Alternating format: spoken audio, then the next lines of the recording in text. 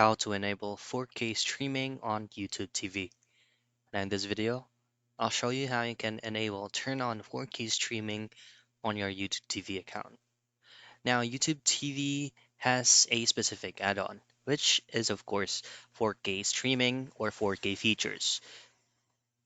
Now the very first thing that you want to have to do is to access YouTube TV or tv.youtube.com and then make sure that you're logged in into your account.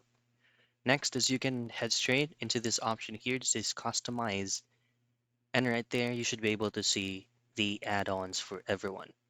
You can scroll over into more features in 4K, and from there, you should see the 4K subscription.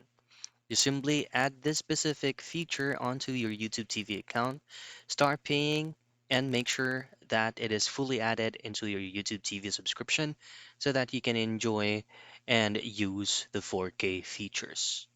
And that's it.